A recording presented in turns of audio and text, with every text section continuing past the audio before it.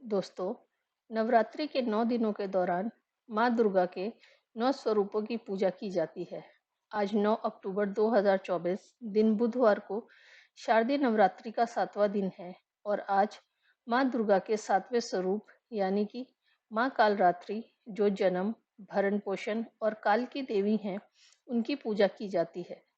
कालरात्रि का अर्थ होता है काल को जीतने वाली। माँ कालरात्रि को यंत्र, मंत्र और तंत्र की देवी भी कहा जाता है। कहा जाता है कि माँ कालरात्रि देवी माँ पार्वती का एक उग्र रूप है और नवरात्रि के 7वें दिन इनकी पूजा की जाती है।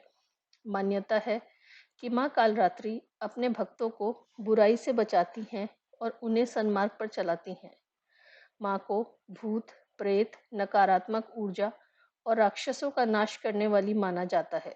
देवी शुंभकरी, देवी महायोगेश्वरी और देवी महायोगिनी भी माँ कालरात्रि के अन्य नाम हैं।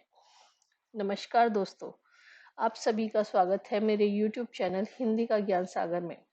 कैसे हैं आप सब? आशा करती हूँ आप सब स्वस्थ होंगे, व्यस्त होंगे और मस्त होंगे।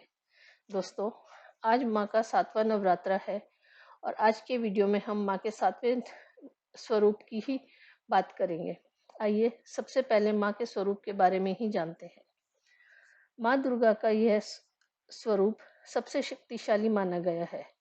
माँ कालरात्रि का रंग घने अंधेरे की भांति काला है।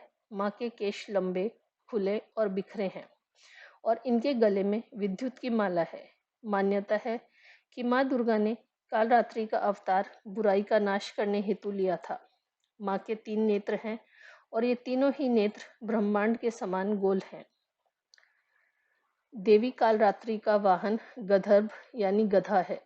माँ के 4 हाथ हैं, जिसमें इन्होंने एक हाथ में कटार तथा एक हाथ में लोहे का कांटा धारण किया हुआ है। इसके अलावा माँ के 2 हाथ वर मुद्रा और अभय मुद्रा में हैं। माँ की श्वास से अग्नि निकलती है। शुंभ, निशुंभ और रक्तबीज जैसे दानवों का वध माँ ने इसी अवतार में किया था। आइए माँ कालरात्रि की पूजा विधि के बारे में जानते हैं।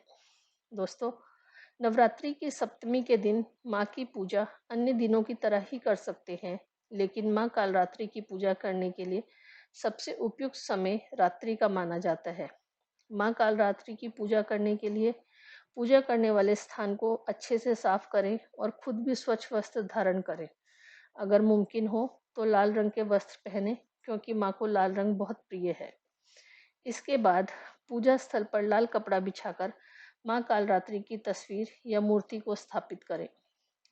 माता की विधि विधान से पूजा करने के बाद माँ को रात रानी के फूल चढ़ाएं। माँ कालरात्रि को तिल या सरसों के तेल का अखंड जोत जलाएं। माँ कालरात्रि को खुश करने के लिए दुर्गा चालीसा का पाठ करें और पाठ समाप्त होने के बाद भोग में माँ को गुड़ या गुड़ से बने हुए व्यंजन अर्पित करें। भोग लगाने के बाद माँ की आरती करें, जिसमें दीपक के साथ साथ कपूर का भी उपयोग करें। इसके साथ ही लाल चंदन की माला से माँ के मंत्रों का जाप भी कर सकते हैं। दोस्तों, माँ कालरात्रि की पूजा का बहुत महत्व है। कहा जाता है कि माता कालरात्रि की उपासना साधक के मन से भय को हटा अपने भक्तों को शक्ति प्रदान कर अज्ञान और अंधकार का नाश करती है। माँ की पूजा करने से मन में सकारात्मकता आती है और व्यक्ति में साहस और आत्मविश्वास बढ़ता है। माँ की पूजा करने से साधक को स्वास्थ्य लाभ होता है और अगर उनका कोई शत्रु हो तो वह भी नष्ट हो जाता है। माँ कालरात्रि धन धान्य की देवी भी मानी जाती है। दोस्तों, आइए अब माँ की व्रत कथा सुनते हैं। कहा जाता है, जब दैत्य शुंभ, निशुंभ और रक्त बीज ने तीनों लोकों में हाहाकार मचा रखा था, तब इससे चिंतित होकर सभी देवता शिवजी के पास गए और उनसे रक्षा की प्रार्थना करने लगे। तब भगवान शिव ने माता पार्वती से राक्षसों का वध कर अपने भक्तों की रक्षा करने को कहा। शिवजी की बात मानकर माता पार्वती ने माँ दुर्गा का रूप धारण किया और शुंभ निशुंभ का वध कर दिया। जब माँ दुर्गा ने दैत्य रक्त बीज को मौत के घाट उतारा तो उसके शरीर से निकले रक्त से लाखों रक्त बीज दैत्य उत्पन्न हो गए। इसे देख माँ दुर्गा ने अपने तेज से कालरात्रि को उत्पन्न किया। इसके बाद जब माँ दुर्गा ने दैत्य रक्त बीज का वध किया और उसके शरीर से निकलने वाले रक्त को माँ कालरात्रि ने जमीन पर गिरने से पहले ही अपने मुख में भर लिया। इस तरह माँ दुर्गा ने सबका गला काटते हुए रक्त बीज का वध कर दिया।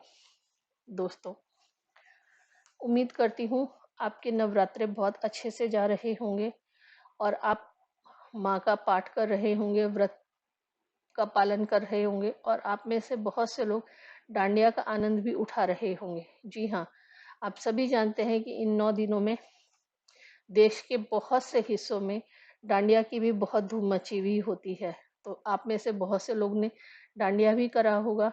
तो आप अपने अनुभव जो है डांडिया के, वो हमारे साथ कमेंट सेक्शन में साझा कर सकते हैं कि आपको डांडिया करते हुए कैसा लगा, माँ की भक्ति करते हुए कैसा लगा। हमें आपके कमेंट्स का इंतज़ार रहेगा। और दोस्तों, अगर आपको मेरा ये वीडियो अच्छा लगा हो और माँ के ऊपर बनाई हुई ये श्रृंखला पसंद आ रही हो तो मेरे चैनल को सब्सक्राइब कीजिएगा, लाइक, शेयर और कमेंट अवश्य कीजिएगा।